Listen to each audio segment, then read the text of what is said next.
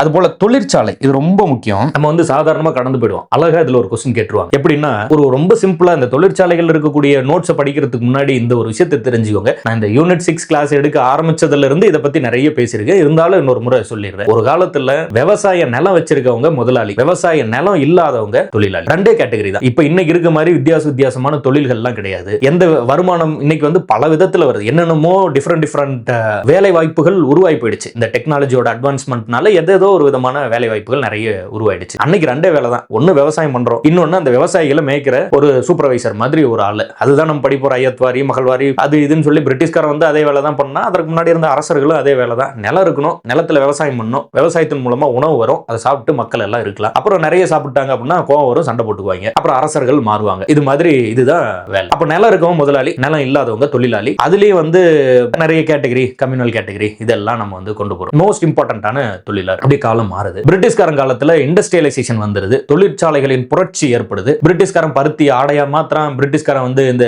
தேயிலை, காஃபி, கஞ்சா, ஓபியம் இது மாதிரி எல்லாத்தையும் புதுசா எல்லாம் தொழிற்சாலைகள் உற்பத்தியால வந்து நிறைய பெருசு பண்றான். அப்ப அவன் ஊர்ல இருக்க தொழிற்சாலைகள் இல்லாம நம்ம ஊர்லயும் கொண்டு வந்து தொழிற்சாலைகளை நிறுவிட்டான். எப்படி முன்னாடி நிலம் வச்சிருக்கவன் முதலாளி, அதுல போய் வேலை செய்யறவன் தொழிலாளின்னு இருந்துச்சோ, அது மாதிரி இன்னைக்கு அந்த தொழிற்சாலைகள் வச்சிருக்கக்கூடியவன் முதலாளி, அதுல போய் வேலை செய்யக்கூடியவன் ஆயிடுறாங்க, தொழிலாளி ஆயிடுறாங்க. அப்ப என்ன நடக்குது? தொழிலாளிகளை மனுஷனாவே மதிக்காம வேலை செய்யறது, 10 மணி நேரம் வேலை செய்ய வைக்கிறது, இல்ல வந்து ஒரு அவங்களுக்குன்னு ஒரு வேலைக்கான பாதுகாப்பு இல்லாம இருக்கிறது, இது மாதிரி பிரச்சனைகள் எல்லாம் வரும்ல. அப்ப முன்னாடி எப்படி விவசாய நிலத்துல வேலை செஞ்சுட்டு இருந்தவங்களுக்கு என்னென்ன பிரச்சனைகள் இருந்ததோ, அதே மாதிரி தொழிற்சாலைகள்ல வேலை செய்யறவங்களுக்கும் அதே பிரச்சனை. கூலியை சரியா கொடுக்கறது இல்ல, அதுல வந்து அதிக நேரம் வேலை வாங்குறது, மனிதனா வந்து குறைந்தபட்ச மனிதாபிமானத்தோட ட்ரீட் பண்ணாம இருக்கிறது, இது மாதிரிலாம் நிறைய பிரச்சனைகள் இருக்கும்ல. அந்த தொழிற்சாலைகள்ல வேலை செய்துட்டு இருக்கக்கூடிய நபர்களுக்காக போராட்டங்கள், அதுல வந்து இயக்கங்கள், மேலை நாடுகள்ல இருந்து வரக்கூடிய சோசியலிசம், அங்கிருந்து வரக்கூடிய அந்த கருத்துக்கள், இந்த கேபிட்டலிசம் முதலாளித்துவத்தை எதிர்த்து போரிடுவது, இது மாதிரியான விஷயங்கள்ல ரொம்ப முக்கியமா ஒருத்தர் நிறைய பேர் படிக்கணும். பட் நம்ம தமிழ்நாடு சார்ந்து படிக்கிறதுனால சிங்காரவேலர் அவர்கள் பத்தி படிப்போம். மே தினம் கண்டவர் இவர் தான் வந்து